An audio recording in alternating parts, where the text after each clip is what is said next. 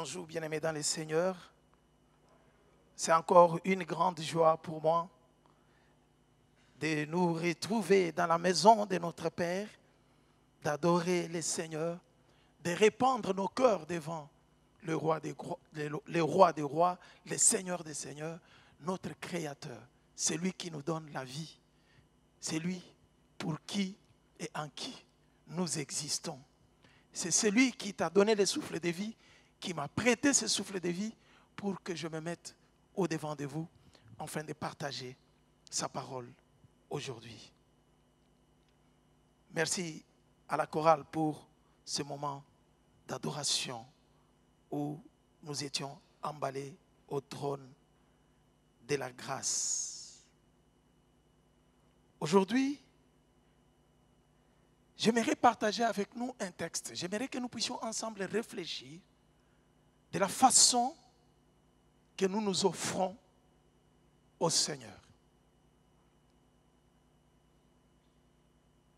Comment nous donnons au Seigneur? Nous nous donnons et nous donnons au Seigneur, notre Dieu.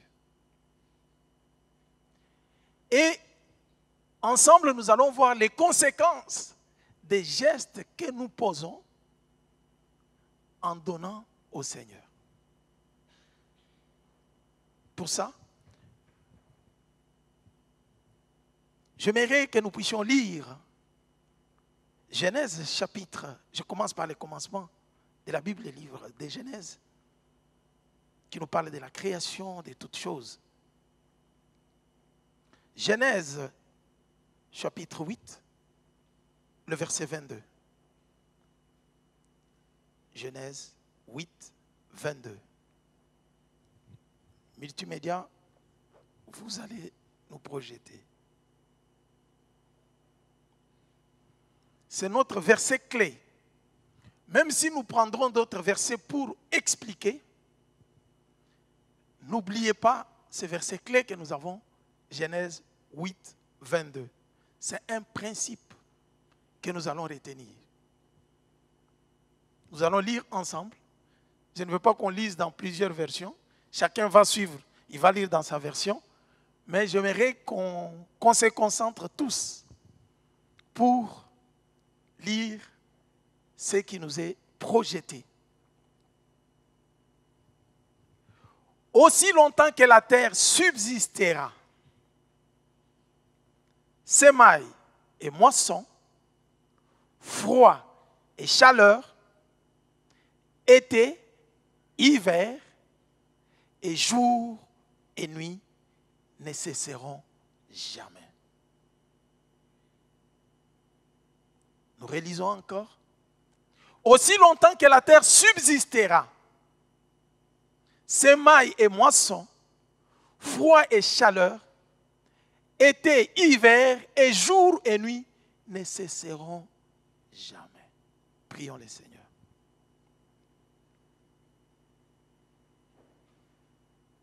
Nous sommes au-devant de toi. Avec nos faiblesses, nous nous approchons du Tout-Puissant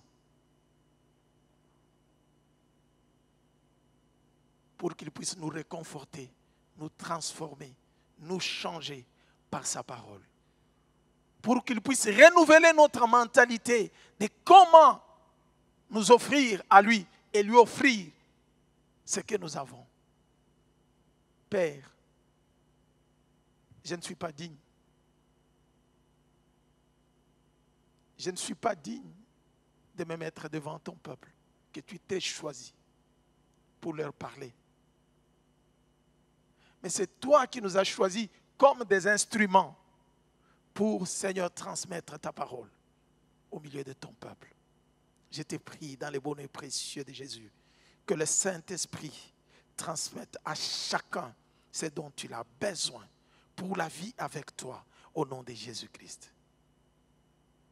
Que tout ce qui vient de moi puisse se taire et que le Saint-Esprit soit à l'œuvre du début à la fin. Seigneur, je prends autorité sur tout esprit qui ne confesse pas le nom de Jésus, sur tout esprit de distraction, de divagation des pensées, tout esprit de rébellion, tout esprit, ô Éternel des armées, d'égoïsme, tout esprit de mépris. Je le lis et je le précipite dans le lieu aride au nom de Jésus. Laisse que la parole soit sémée dans une bonne terre. Seigneur, qui est le cœur que tu prépares par le Saint-Esprit, afin que nous puissions, Seigneur, marcher selon ta volonté. Nous te prions au nom de Jésus. Amen. Comme vous pouvez déjà le soupçonner, le thème de la prédication de ce matin s'intitule « Le principe des semailles et de la moisson ». Le principe des semailles et de la moisson. Les semailles sont au pluriel. Le principe des semailles et de la moisson. Il y a plusieurs semences. Il y a la moisson qu'on récolte. Je sais qu'il y en a qui parlent de la semaille au singulier et il y en a qui parlent de semailles au pluriel. Mais c'est le même principe, vous verrez dans différentes versions. Mais moi, j'ai parlé des semailles au pluriel et de la moisson au singulier. Le principe en est que nous avons plusieurs semences que nous semons et après, il y a toujours la récolte ou la moisson d'après les semences que nous avons semées. Pour bien comprendre ce texte, dans son contexte, j'aimerais que nous puissions faire la lecture de Genèse chapitre 8. Nous allons lire à partir du verset 13 jusqu'au verset 22. Nous allons enchaîner avec le chapitre 9 du premier verset jusqu'au 15e verset.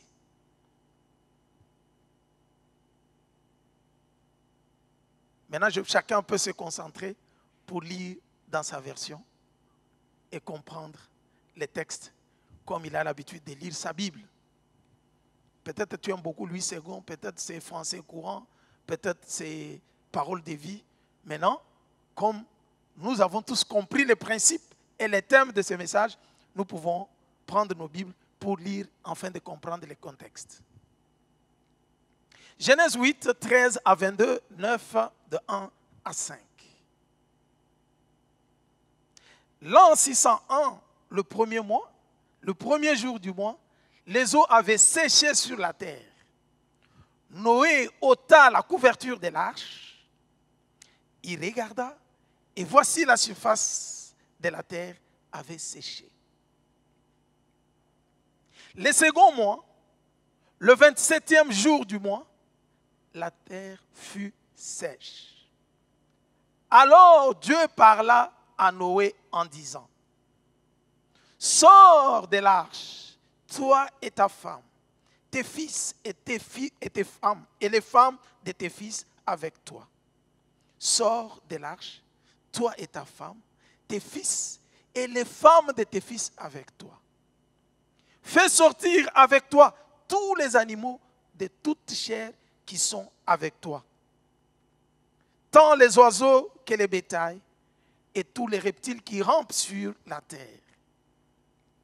Qu'ils se répandent sur la terre, qu'ils soient féconds et multiplient sur la terre. » Et Noé sortit avec ses fils, sa femme et les femmes de ses fils. Tous les animaux, tous les reptiles, tous les oiseaux, tout ce qui se met sur la terre selon leur espèce, sortirent de l'arche. Noé bâtit un autel à l'Éternel. Il prit de toutes les bêtes pures et de tous les oiseaux purs et il offrit des holocaustes sur l'autel. Est-ce que vous pouvez souligner pur avec moi? Dites à votre voisin, toutes les bêtes pures. Soulignez, toutes les bêtes pures. Vous soulignez ça. Et tous les oiseaux purs. Soulignez encore purs. Et il offrit des holocaustes sur l'autel. Verset 21. L'Éternel sentit une odeur agréable. Une odeur comment? Agréable. L'Éternel sentit une odeur agréable. Et l'Éternel dit en son cœur, je ne maudirai plus la terre à cause de l'homme, parce que les pensées du cœur de l'homme sont mauvaises dès sa jeunesse. Et je ne frapperai plus ce qui est vivant comme je l'ai fait. Nous arrivons à ce que nous avons lu comme principe. Tant que, ça c'est l'Éternel qui dit, tant que la terre subsistera, les semailles et la moisson, le froid et la chaleur, l'été et l'hiver, les jours et la nuit ne cesseront point. Nous passons au verset 9. Dieu bénit Noé et ses fils et leur dit, soyez féconds, multipliez et remplissez la terre. Vous serez un sujet de crainte et de froid pour tout animal de la terre, pour tout oiseau du ciel, pour tout ce qui se meut sur la terre. Et pour le poisson de la mer, ils sont livrés entre vos mains. Tout ce qui s'aimait et qui a vie vous servira de nourriture. Je vous donne tout cela comme l'herbe verte. Je vous donne tout cela comme l'herbe verte. Seulement, vous ne mangerez point de chair avec son âme, avec son sang. Sachez-le aussi, je redemanderai le sang de vos âmes. Je le redemanderai à tout animal et je redemanderai l'âme de l'homme à l'homme qui est son frère.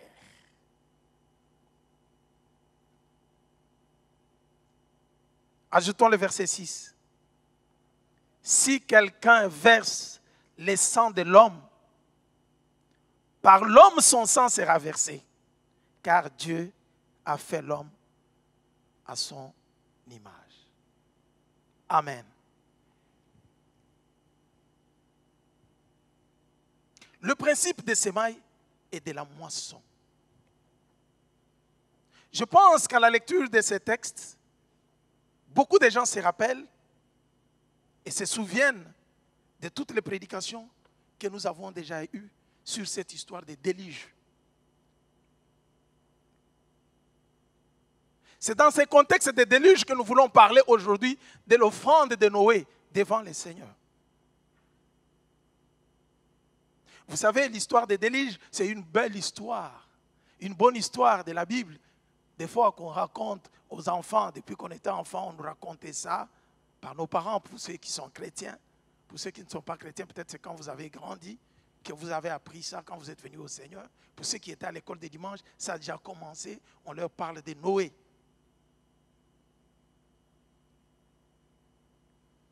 Mais j'aimerais attirer votre attention que cette histoire expliquée par la Bible pose des fois des problèmes dans le monde scientifique. Comme aujourd'hui, nous sommes dans le monde scientifique où tout cherche à être justifié et chercher à comprendre. Ne vous étonnez pas si vous tombez sur l'opinion qui vous dit que le déluge n'a jamais existé, puisqu'il n'y a pas de preuve de déluge.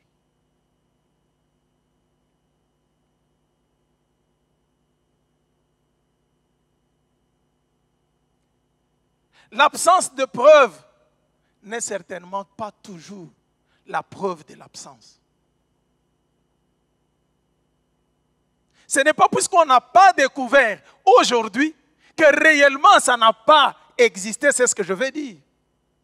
Puisqu'il peut y arriver toujours que la découverte arrive à la fin pour dire, voilà ce qu'on vient de découvrir encore aujourd'hui. Pour tous ceux qui sont scientifiques, nous qui sommes dans un monde scientifique où nous réfléchissons selon la science, comment les choses se déroulent.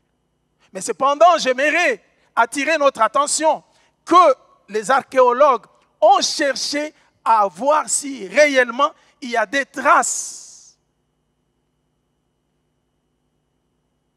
de déluge qui a existé, que la Bible explique. Et cette histoire s'est passée 2 à 3 millénaires avant Jésus-Christ. Alors, un groupe de chercheurs archéologues anglais a étudié sur la carte pour voir où l'arche de Noé s'était posée. Est-ce que réellement il y a eu déluge? Et ils ont trouvé des vestiges. Il y a plusieurs recherches qui sont faites en archéologie qui montrent qu'il y a eu la découverte de matériel ancien, de vestiges sur lesquels il y avait des écrits qui datent de longtemps et qui a des traces bien visibles de l'inondation qui a eu lieu.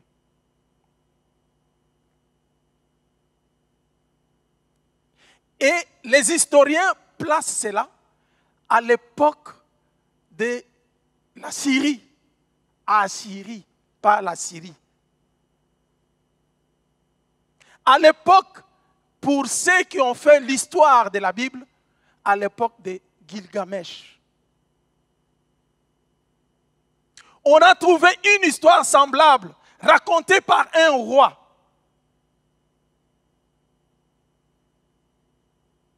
Qui montre qu'il y avait l'inondation et les eaux avaient débordé et qu'il y a eu des morts. Les autres parlent, ils disent, bon, s'il y avait déluge, s'il y avait inondation, ce n'est pas sur toute la terre, mais c'était dans la partie qui était habitée. Admettons, nous acceptons.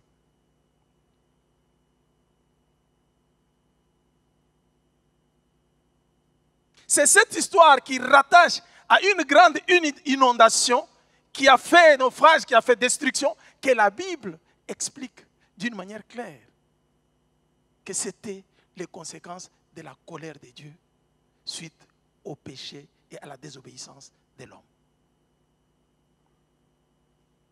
Qu'à cela ne tienne. Nous revenons dans le contexte maintenant de nous en tant que chrétiens.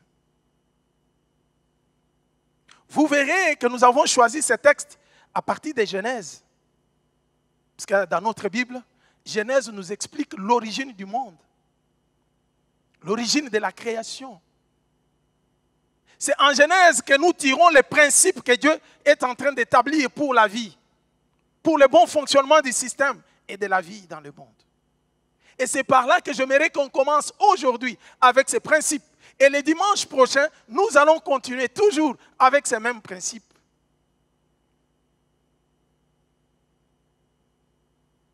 J'irai peut-être petit à petit pour nous faire comprendre certains principes établis par Dieu. Ces principes fonctionnent. Dans le verset 22 du chapitre 8 de Genèse que nous venons de lire, c'est Dieu qui parle. Il pose les principes. Il dit, tant que le ciel et la terre subsisteront, existeront, il y aura toujours l'été et l'hiver. Il y aura toujours le froid et la chaleur. Il y aura toujours le semail et la moisson. Tant que la terre subsistera. C'est le principe que Dieu est en train d'établir.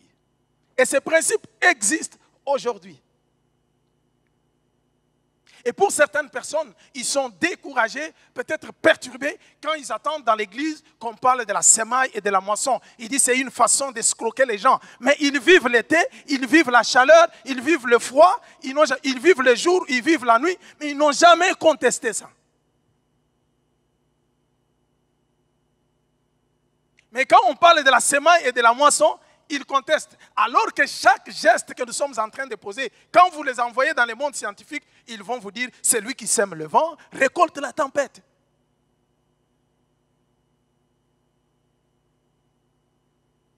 Vous pensez que c'est vous, puisque vous parlez un bon français, que ce principe a été établi? Moi, je tire l'origine de ce principe de la Bible, puisque je crois et je suis chrétien. Amen. Quelqu'un peut dire Amen très bien avec moi.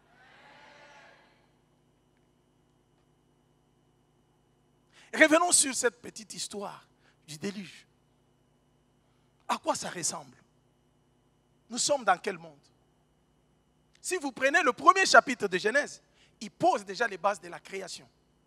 Dieu bon, Dieu d'amour, commence à préparer la terre pour la donner à l'homme. Et quand nous lisons, nous voyons que la terre était sans forme. Il n'y avait que l'abîme. Et l'eau remplissait toute l'abîme.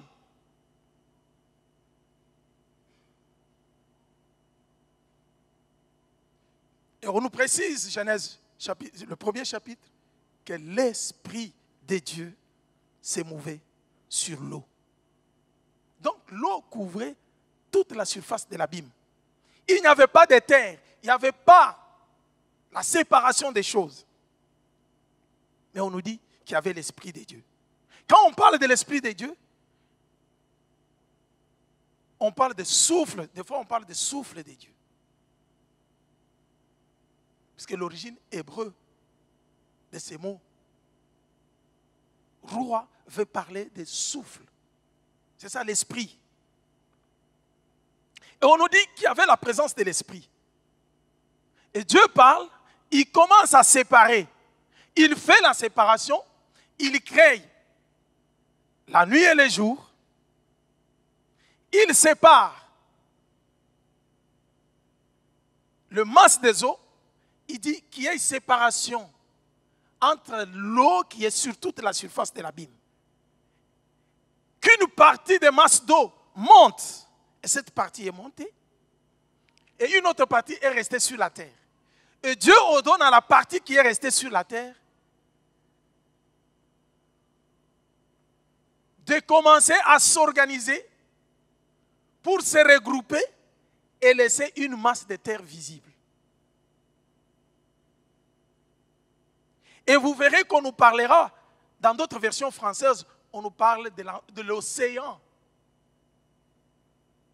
Quand on parle de l'abîme, il dit l'Esprit de Dieu se mouvait sur l'océan ancien.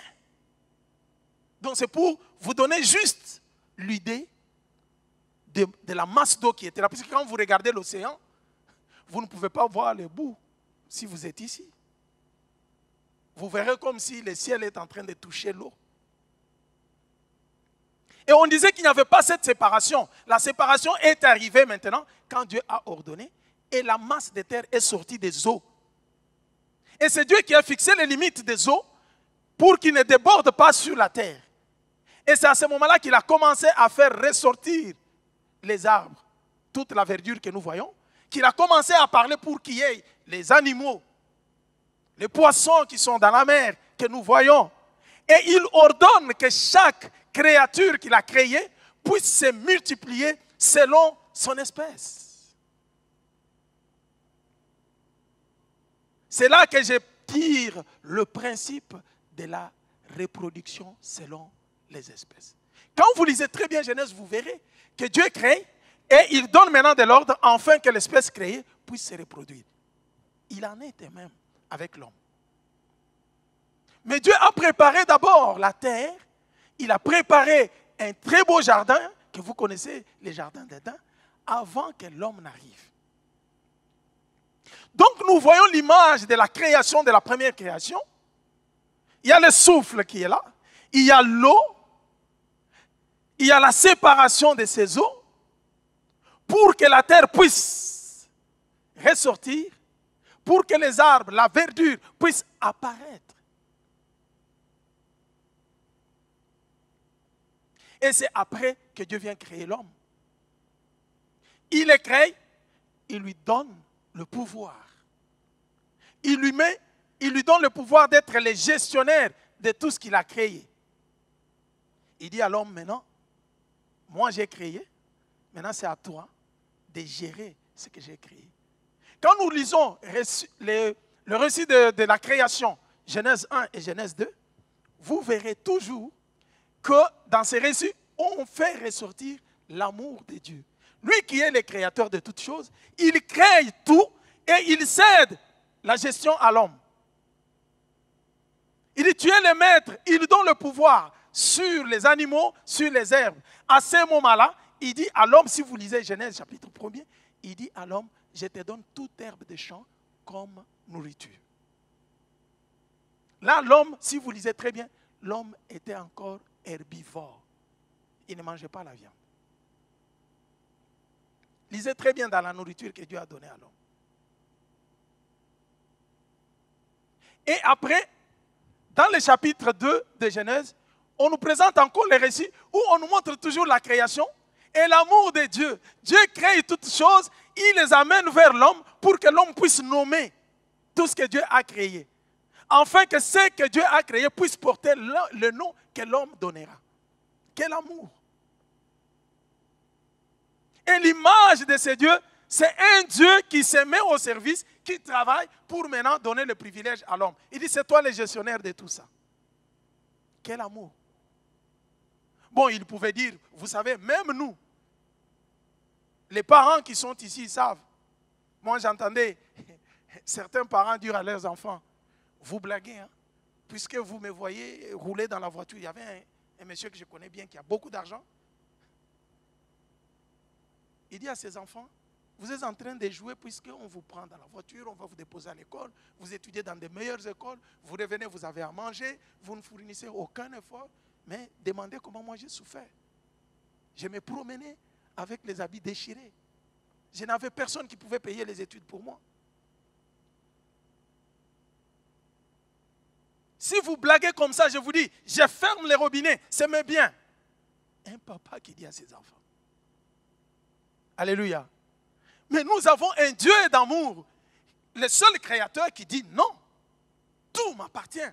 Mais il s'efface lui-même. Il dit, je donne à l'homme. Voici, tu es le maître de tout ça. Les oiseaux du ciel, les animaux féroces, tous ces animaux, ces bêtes de champ vont te craindre. Tu es le chef de tout cela. Ça, c'est l'amour de Dieu à la création. Avec son plan de paix pour l'homme.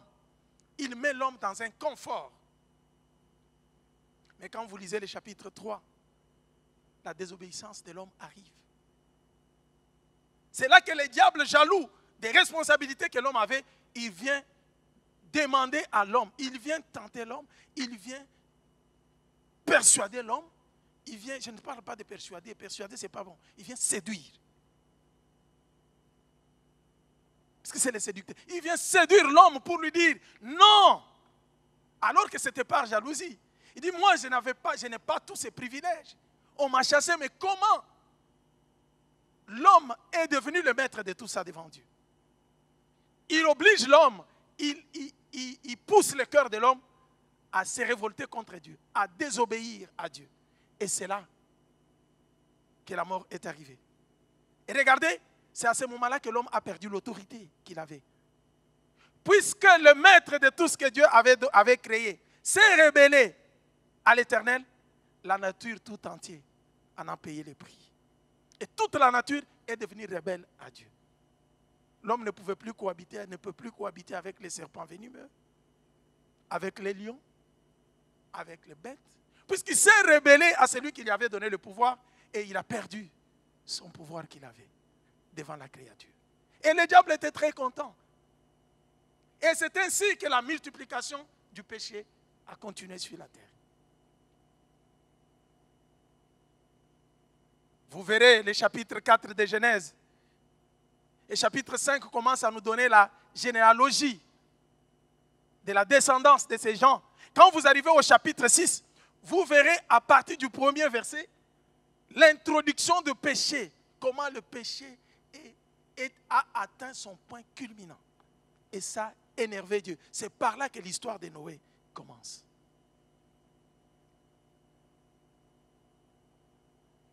Mais n'oubliez pas que la mort est entrée avec Adam, la naissance de Caïn et Abel. Caïn qui a tué son frère. Et l'histoire continue jusqu'au moment où nous arrivons.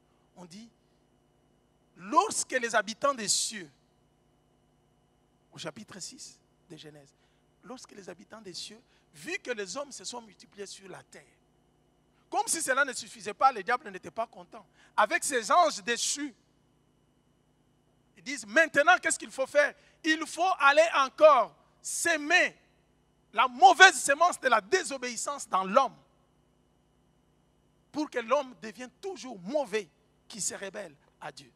Et c'est là que vous verrez que le péché s'est multiplié. Il y a eu des descendances qu'on appelle des géants.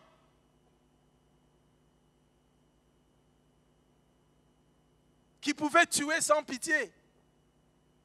Des criminels pour défier le Seigneur. Alors qu'il dit, je vous donne tout ce que vous avez à manger. Alors que Dieu ne voulait pas que le sang de l'homme soit répandu.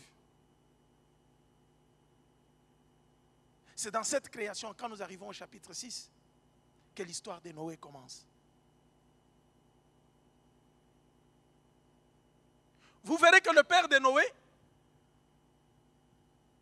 en mettant au monde Noé, il lui donne le nom, ce nom de Noé, qui a une signification.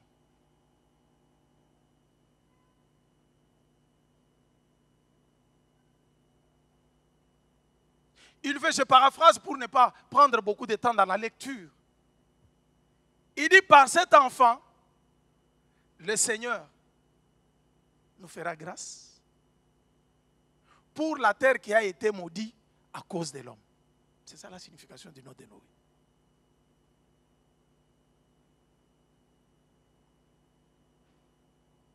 Et Noé est né, il marche maintenant dans la crainte de Dieu. Alors que la colère de Dieu, la justice de Dieu devrait s'abattre sur l'humanité qui était pécheur. Puisque Dieu, dans sa justice, ne peut pas tolérer le péché. Même si son amour nous aime. Mais quand il y a le problème des péchés, la justice doit s'appliquer. Puisque c'est un Dieu juste. Il fallait que le péché soit puni. C'est à ce moment-là que Dieu décide de détruire l'humanité tout entière avec les déluges, selon les explications que nous avons de la Bible.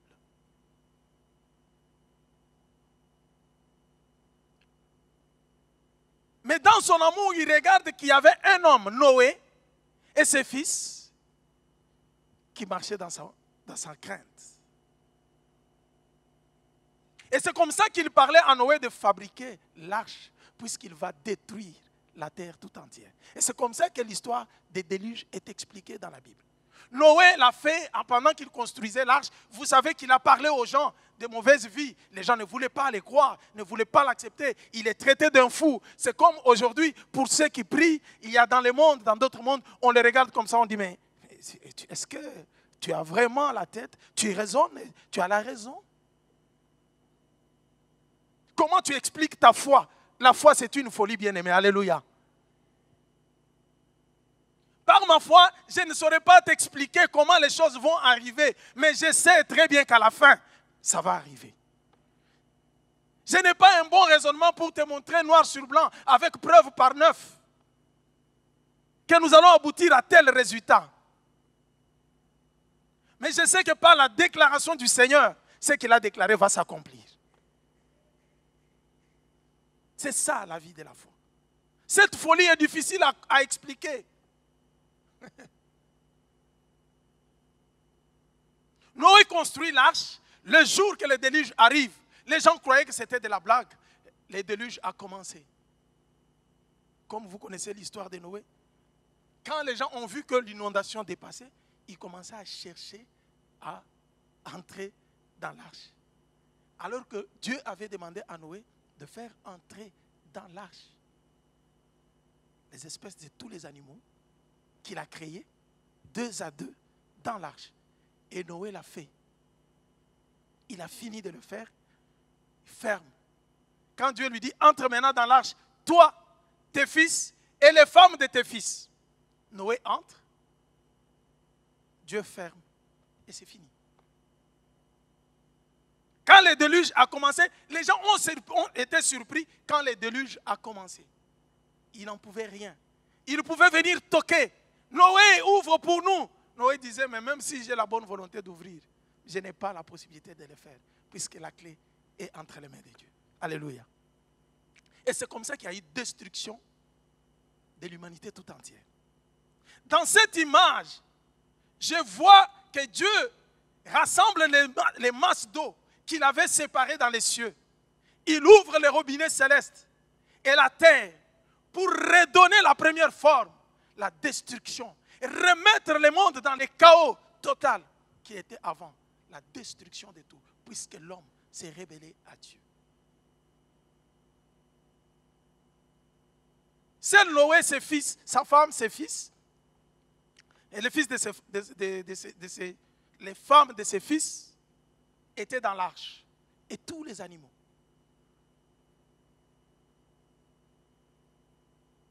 Pour faire bref, Noé est resté dans l'arche. Si vous faites les calculs d'autant de jours, 150 jours pour que l'eau se disperse, 3 mois pour que ceci se passe, 7 jours où il envoie, donc il envoie 40 jours, il envoie les corbeaux. Il envoie les corbeaux, il attend après, il ne trouve pas, et il va envoyer 7 jours la colombe, il attend encore 7 jours, il envoie la colombe. Quand vous lisez toute cette histoire, vous essayez de faire les calculs, vous trouverez que Noé est resté dans l'arche de l'Alliance toute une année et 10 jours. Jusqu'au moment où la terre tout entière était détruite. Même les plantes couvertes par l'eau. De la même façon que c'était sorti après la séparation de l'eau, quand l'eau est arrivée, tout était submergé. On ne pouvait pas voir ni les sommets des montagnes, ni les plantes. Tout était emporté. Et c'est le chaos. Il y a eu la destruction. Et Noé pensait que Dieu l'avait oublié. Quand il est entré, il est resté pendant, vous vous imaginez, comptez une année, vous êtes fermé dans l'arche. Vous ne savez pas ce qui se passe dehors. Hein? Je me demande comment il réfléchit. Pendant une année, il ne parle qu'avec ses enfants et 10 jours. Tout ce qu'il fait comme tentative. Maintenant, après, il commence à ouvrir, il envoie les oiseaux, le corbeau d'abord. 40 jours. Il vient, il envoie la colombe. La colombe s'en va, retourne pour lui dire que je n'ai pas où poser les pieds. La terre n'est pas encore sec.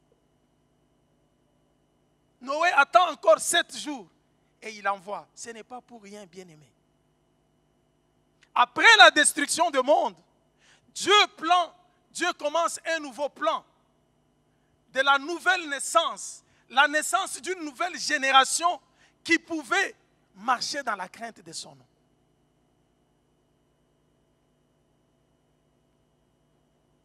Et c'est comme ça que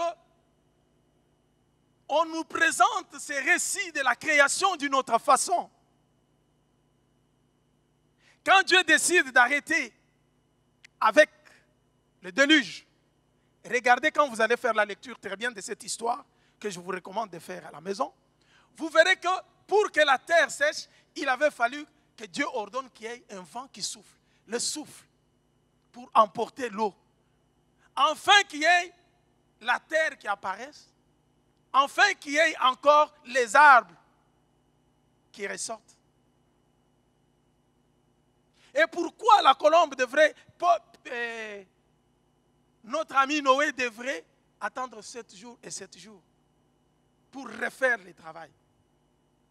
Rappelez-vous de la création. On nous dit, Dieu travailla pendant 6 jours et le 7e jour, il faisait quoi? C'est une façon de nous présenter encore une nouvelle création.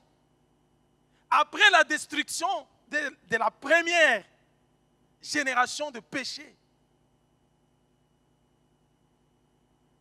il ressort encore le récit de la création dans cette histoire des déluges, puisque l'eau a refermé encore. Et la séparation se fait encore quand il y a le souffle ordonné par Dieu, comme était le souffle au début, pour la séparation de toutes choses. Et ça se sépare.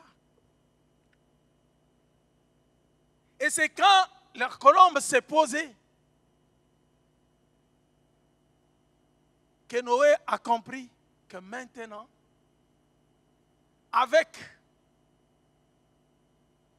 une branche qu'on peut amener des figuiers, ah voilà maintenant, il y a la présence des arbres. Et on nous dit, Dieu dit à Noé de sortir de l'arche. Quand nous commençons au chapitre 8, vous voyez à partir du premier verset, on nous dit, l'an 601, Noé ouvrit la fenêtre, regarda, il voyait que la terre était sèche. C'est après une patience d'1 année et 10 jours. Dieu travaille notre patience pour notre bien. Alléluia. Ne soyons toujours pas pressés. J'ai demandé, Dieu n'a pas encore agi. On donne même l'ultimatum. Ce n'est pas fini avec le Seigneur. J'ai prié. Le ciel est fermé pour moi. Le Dieu qui est bon connaît ce qui est bon pour toi. Peut-être tu demandes quelque chose qui n'est pas bon.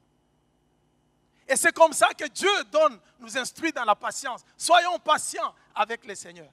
Et Noé sort. Regardez la première des choses qu'il fait. Quand il sort avec ses enfants, avec ses fils, si vous lisez l'histoire, on nous dit qu'il a fait entrer 2 à 2 toutes les bêtes, les reptiles, les animaux. Noé sort, il regarde l'amour de Dieu envers lui. Il regarde que sur toute la terre, tout a été détruit. Lui était sauvé. Le premier geste que Noé pose en signe de reconnaissance pour montrer qu'il aime Dieu, pour répondre à l'amour de Dieu, Noé dit, je ne garde pas ces choses qu'il m'a données. Ils choisissent les bêtes pures. Dites avec moi les bêtes pures. C'est pourquoi je vous avais dit de souligner ce qui est pur. Il n'a choisi que ce qui est pur.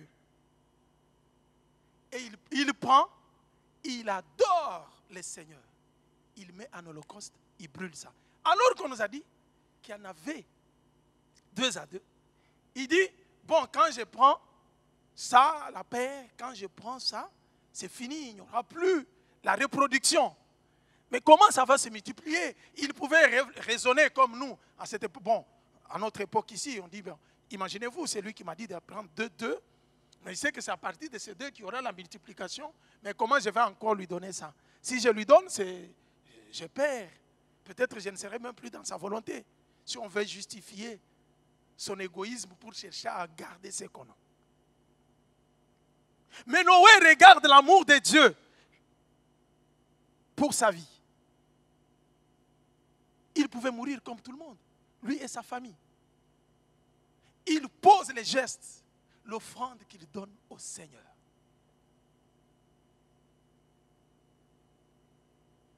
Noé tombe par terre. Il dit, ce sont ces animaux, ces choses que tu as créées. Tout ce que j'ai gardé dans ces bateaux, ça ne vient pas de moi, dans l'arche, ça ne vient pas de moi. Je te l'offre à toi, les créateurs. Il adore Dieu, il offre au Seigneur. Il fait l'offrande. Dans les textes que nous venons de lire, on dit, Dieu sentit l'odeur agréable. C'est après avoir senti l'odeur agréable que Dieu commence à parler. Noé a accepté de perdre, de montrer son amour envers Dieu. Il offre à Dieu ce qui était pur.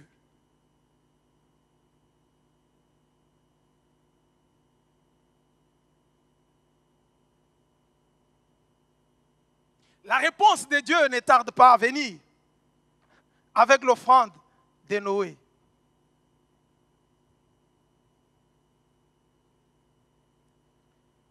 Dans ce nouveau monde qui commence avec Noé et ses fils, Dieu établit maintenant les principes que nous venons de lire. Projection Genèse 8, 22.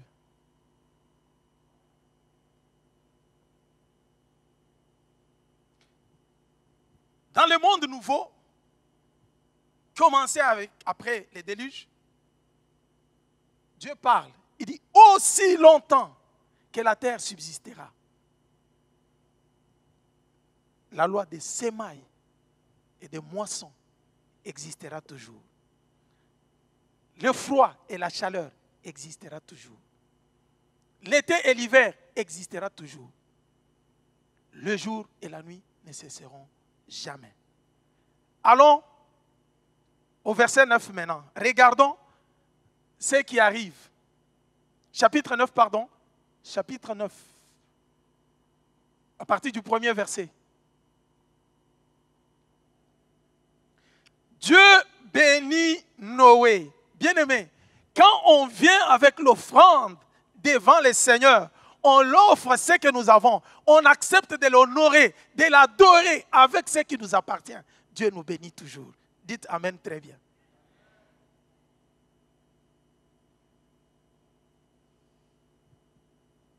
C'est par cette analyse que nous allons arrêter notre enseignement d'aujourd'hui et nous attendrons le dimanche prochain. Dieu bénit Noé et ses fils et leur dit, qu'est-ce qu'il dit? Soyez féconds, multipliez-vous et remplissez la terre. Vous vous rappelez de ce qu'il avait dit à Adam et Ève? Quand il a créé l'homme, il a dit quoi?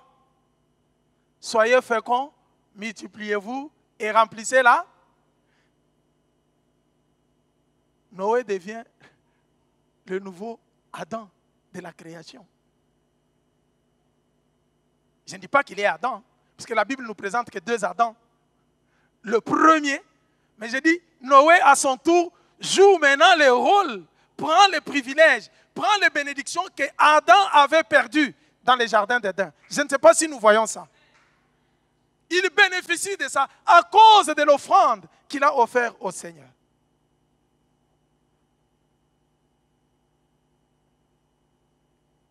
Soyez féconds, multipliez-vous et remplissez la terre. On passe. Vous inspirerez désormais la crainte et la terreur à toutes les bêtes de la terre et à tous les oiseaux du ciel. Tous les animaux qui se meuvent sur la terre et tous les poissons de la mer sont livrés à votre pour. La rébellion qui a été perdue, la rébellion qui était arrivée contre Adam, quand il s'est rébellé à Dieu, Dieu restaure, il redonne le pouvoir à Noé pour lui dire que maintenant, même les bêtes vont commencer à te craindre à cause de l'adoration et de l'offrande qui vient d'un cœur d'amour.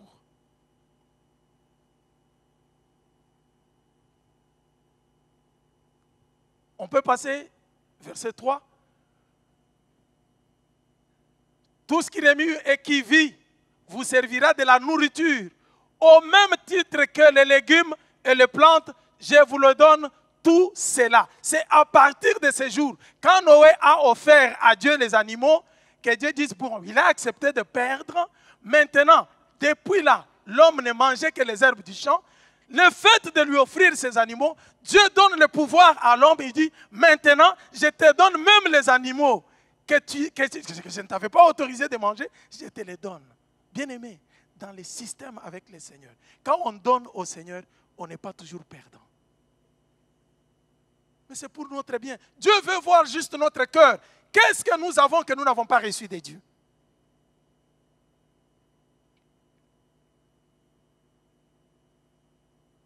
Pourquoi se rebeller à la source de la bénédiction? Tout enfant qui souhaite la mort de son père, qui renie son père, c'est détruit. Si ton père n'existait pas, toi tu ne pouvais pas non plus venir au monde. Vrai ou faux? Comment l'homme venu de Dieu doit ne pas être reconnaissant à son Créateur? Et surtout avec ses biens. Quel est cet amour qui existe sans donner? Regardez ce que Noé a gagné. À partir de lui, aujourd'hui, ceux qui aiment la viande, vous mangez la viande très bien, n'est-ce pas? Même s'il y a quelques gens qui sont végétariens. Mais c'est puisque Noé a offert à Dieu. qu'on avait ouvert la porte pour que nous, on commence à manger la viande. Moi, je n'aime que les steaks. Moi, j'aime le poulet. Moi, j'aime ça. Si Noé n'avait pas posé ces gestes, on n'allait pas ouvrir la porte pour que nous, on mange. C'est la bénédiction des conséquences de ce que Noé avait fait. Il a offert à Dieu. Il n'a pas tenu compte qu'il n'y aura pas la multiplication. Dès qu'il a offert à Dieu, les créateurs disent, la multiplication arrive, même sur les animaux. La loi de la reproduction selon les espèces réapparaît encore par la bénédiction de Noé. Alléluia. Il signale à Noé, toutefois, vous ne mangerez pas de viande contenant encore sa vie, puisque la vie de l'homme est cachée dans le sang. Alléluia. C'est pour cela qu'il fallait que le sang de Jésus coule pour que nous ayons la vie. Puisque dans le sang, il y a la vie. Alléluia.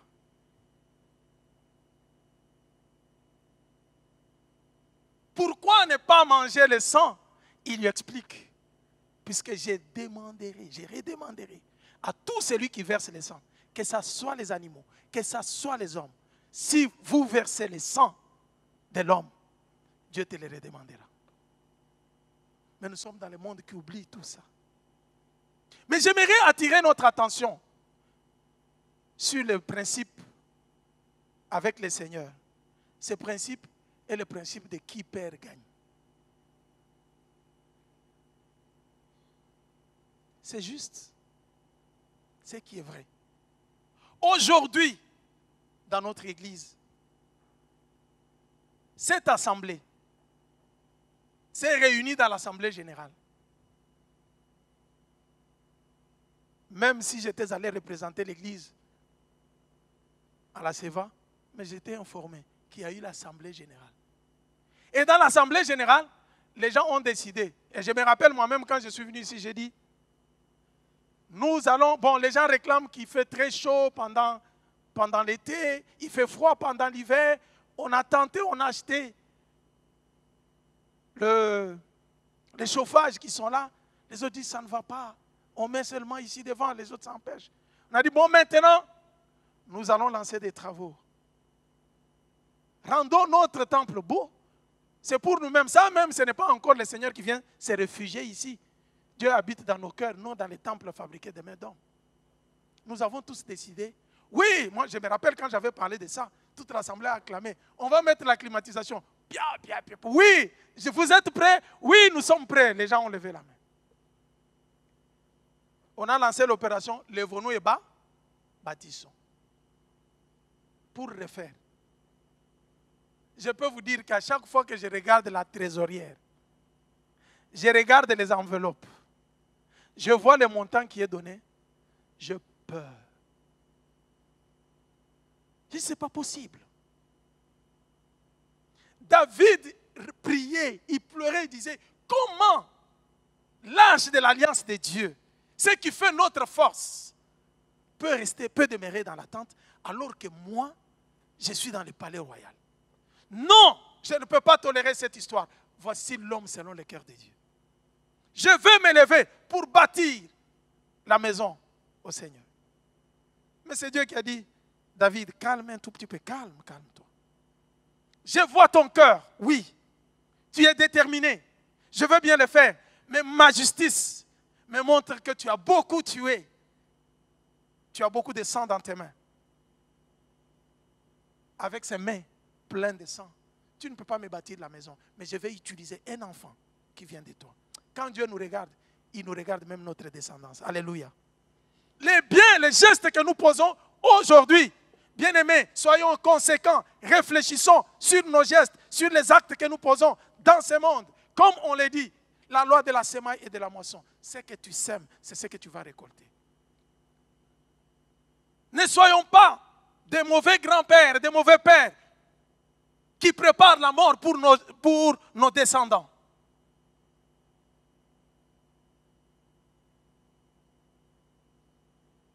Honorons le Seigneur. Dieu n'a pas d'autre provision dans cette église que vous. Quelqu'un peut dire Amen très bien. Votre calme commence à m'inquiéter. Ou le pasteur commence à parler de ces choses. Je suis obligé de vous dire vrai. Dieu donne la vision, il donne aussi la provision.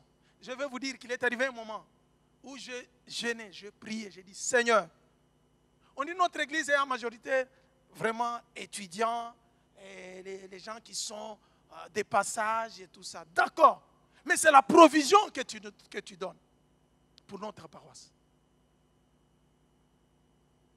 Les gens qui ont construit ce temple, ils étaient à combien? Moins que nous. Quand vous venez, pendant qu'il pleut, vous entrez ici. Vous louez, vous adorez le Seigneur. Ça ne vous fait pas du bien? Ça vous fait du mal? Qui se sent mal quand il vient, il entre ici? Même quand on adore là, il se sent très mal. S'il me dit ça, je vais envoyer les intercesseurs pour qu'on prie pour lui. Il y a un, ça ne va pas. Alléluia. Bien-aimés, depuis que nous avons lancé cette opération, l'Église a déjà fait sortir plus de 200 000 dirhams. Regardez très bien, j'aimerais que nous puissions faire le constat. Puisque dans notre Église, les gens donnent, mais on fait toujours un effort pour vous expliquer ce qui se passe. Alors qu'ailleurs, vous connaissez même, ce que tu as donné pour le Seigneur, tu ne peux même pas regarder. Mais regardez ce que vous voyez là. On a déjà fait les installations de toute l'électricité pour la climatisation. Ça nous a coûté plus de 230 combien? 232 000 dirhams. 232 000 dirhams, on a déjà passé la commande des clims. Regardez, vous voyez les fils qui pendent. Regardez tout autour, s'il vous plaît. On a déjà installé tout ça. Il ne reste qu'à poser la climatisation. À partir de demain, lundi. Demain, c'est lundi. On est obligé d'amener la climatisation. Ça, nous ne faisons pas encore pour Dieu, nous le faisons pour nous-mêmes. Dieu viendra sentir le froid ici. C'est pour nous. Il faut en poser combien? 14, c'est ça? 14. Et regardez la voûte de notre, pour vraiment avoir la fraîcheur. On va utiliser la même climatisation. Quand il fait froid, on va envoyer la chaleur. Quand il fait chaud, on va envoyer le froid. Et pour ça, il faut 232 000 dirhams. Ça, c'est seulement pour la climatisation. On va trouver les murs, on va mettre les histoires dehors. Il faut mettre la plâtre, il faut refaire la peinture. Le bilan est tombé à plus de 450 000 dirhams, à 500 000 dirhams. Je vais vous dire la vérité, je n'ai pas froid aux yeux. Votre bénédiction est attachée à ces lieux. Dites Amen très bien. Vous pouvez décider aujourd'hui de poser un geste qui va marquer le Seigneur. Ton amour envers Dieu peut te pousser à faire quelque chose. Vous savez, vous avez toujours fait des cadeaux et des bonnes choses aux hommes qui demain et le lendemain se sont même révoltés contre vous. Ils ont commencé à vous insulter. Mais il n'en est pas de cas avec notre Dieu. Le meilleur reconnaissant, il écrira dans les livres de souvenirs. Il se souviendra toujours de vous. Quand vous serez à genoux en train de pleurer pour un autre problème, le Seigneur se souviendra comme il s'était souvenu de Mardoché. Les jours où le complot sera dans le monde des ténèbres pour te détruire, comme Aman avait déjà dit, Mardoché sera pendu. Il avait déjà préparé la pendaison. Dieu se souvient, le roi se souvient. Il dit, qu'est-ce qu'on avait fait pour Mardoché pour tel geste qu'il avait posé? Il dit, non. Il dit, c'est à ce moment-là qu'il faut l'honorer. Alléluia.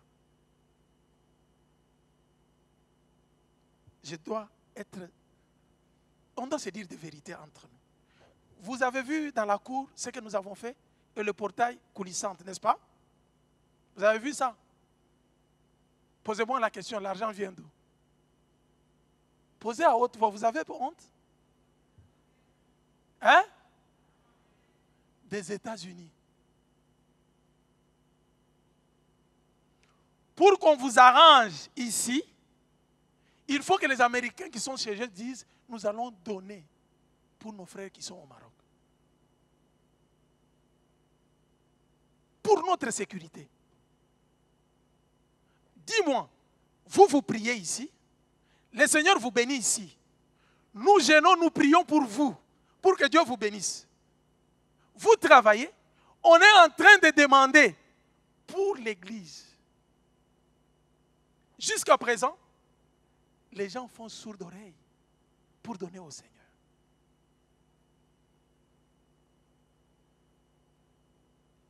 Quel est l'amour que nous avons envers Dieu quand nous ne savons pas lui offrir ce qui nous est cher?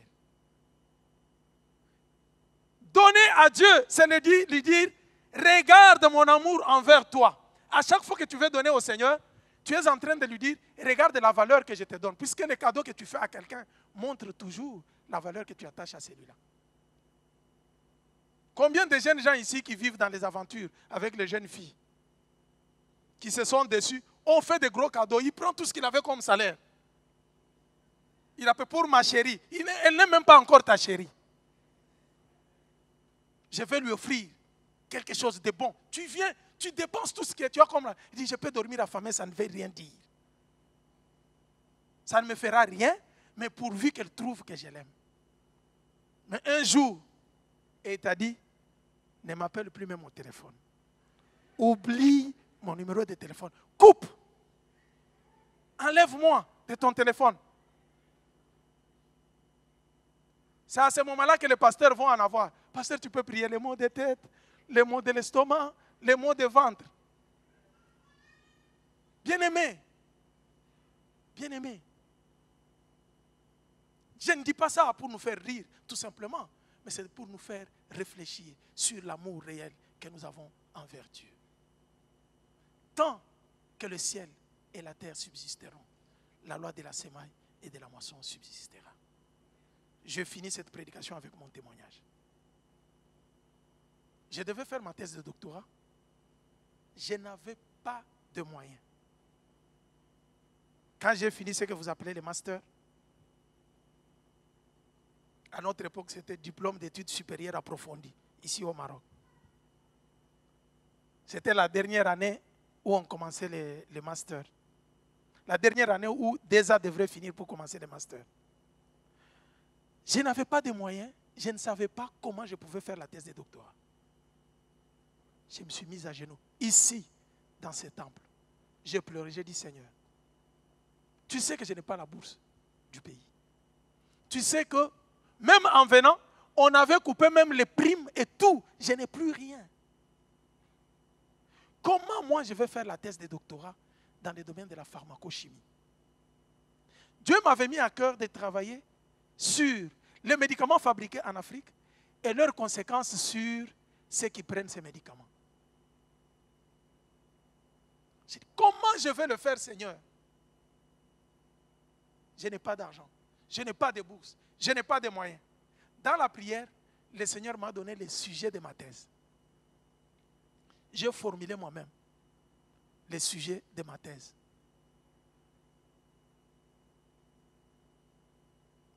Je suis resté entre la faculté de médecine et la faculté des sciences 2 ans sans travailler. J'ai commencé en 2008.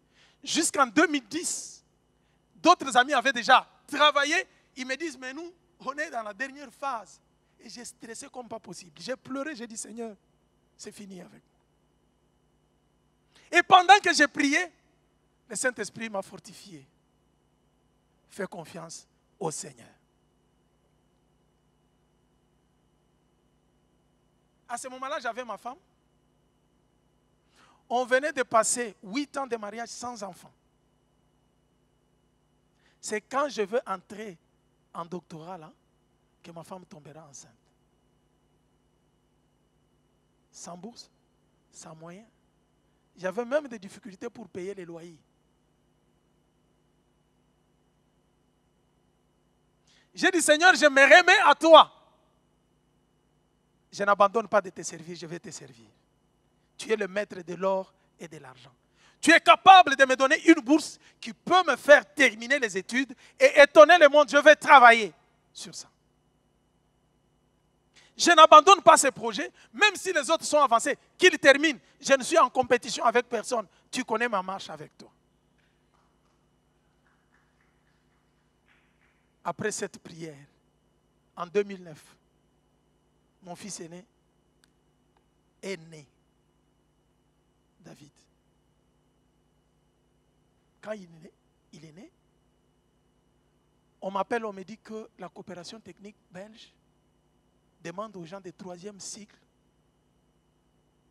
de postuler, ceux qui font la thèse, les recherches, de donner leur sujet, d'expliquer très bien ce qu'ils font pour qu'on puisse trier, voir, il y a moyen de leur donner la bourse. J'ai fait mon projet, j'ai fait à la coopération technique belge ici au Maroc. On dit non, le projet sera déposé dans ton pays à toi. J'ai dit comment j'aurai les billets pour aller d'abord dans mon pays. J'ai prié. Je n'ai pas honte de vous dire que j'ai cherché à emprunter l'argent. J'ai eu les billets, je suis parti au pays, j'ai déposé le projet. Mais avant de faire ça, qu'est-ce que j'ai fait? J'avais eu une petite somme d'argent.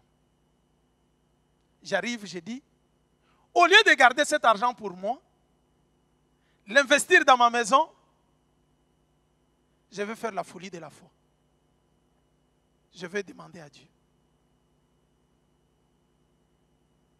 On prêchait sur les données. Vous savez que les gens, bon, bien qu'il y a des dérives avec les prédications sur la prospérité, mais je vous dis, ce n'est pas pour cela que vous pouvez vous empêcher de donner à Dieu. La Bible dit donnez et il vous sera donné. J'ai fait un geste de folie. J'ai pris ce que j'avais comme argent. J'ai dit, je vais donner au Seigneur. Je n'ai dit à personne. J'ai dit, Seigneur, je suis à la recherche de l'argent. C'est toi qui as créé la loi de la multiplication selon les espèces. Si quelqu'un, on dit dans ce monde que si quelqu'un sème le vent, il récolte la tempête. Toi, tu l'as dit aussi dans la Bible. Moi, je vais s'aimer cet argent. J'ai pris, j'ai donné au Seigneur. C'est après qu'on me parlera de ces projets. Et je n'avais toujours pas de l'argent. 2 ans de retard pour une thèse de doctorat. J'ai découragé, j'ai stressé tous les jours. Mon épouse me posait la question, tu en es où avec ta thèse? J'ai dit, je ne suis qu'au début du commencement. Je ne sais même pas comment je vais récolter les échantillons. Une fois au pays, je dépose. On me dit, non, vous n'allez pas attendre la réponse ici. Vous rentrez, on va vous répondre.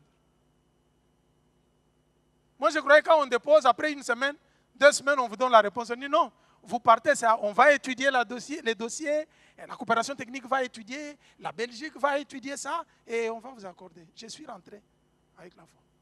2010, non, en 2009, après, je ne sais pas, 6 mois et tout ça, on me répond, Monsieur Camille Kalonji, ton thème a été retenu et la coopération technique belge a décidé de te donner la bourse, tu deviens boursier.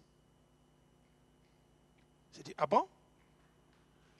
On me dit, tu peux aller à la coopération technique belge pour aller signer. Je pars maintenant à la coopération technique belge, on me présente le contrat. J'ouvre le contrat, je regarde, on dit, par mois, on te paye en euros autant. Je regarde ce que moi j'avais donné au Seigneur. Je regarde les montants. Je dis, quand je vais retourner aujourd'hui, je vais sauter, je vais dire à ma femme, louons le Seigneur. On me dit, tu as autant par mois qu'on te paye en euros pour tes recherches. Avant de toucher aux recherches, je dis, ça c'est pour ton loyer. Voilà, on te donne ça pour les loyers. Pour l'assurance maladie, nous sommes obligés de verser telle somme. À chaque fois que tu tombes un peu malade, on te soigne, tout est pris en charge. Je dis d'accord. En dehors de ça, voilà, nous avons une somme de 1200 € en réserve que nous gardons. En dehors de ce que tu peux demander comme matériel, tu demandes tout ce dont tu as besoin. Les médicaments à acheter pour ta thèse, les billets d'avion aller-retour pour aller prendre les échantillons. Et voilà, les ordinateurs, même pour travailler avec, la coopération va t'acheter ça. Et en dehors de ça, il y a 1200 € de réserve gardés de façon que s'il y a des imprévus, on peut encore puiser dans ces 1200 pour te donner. J'ai dit, qui peut faire ça si ce n'est que Dieu?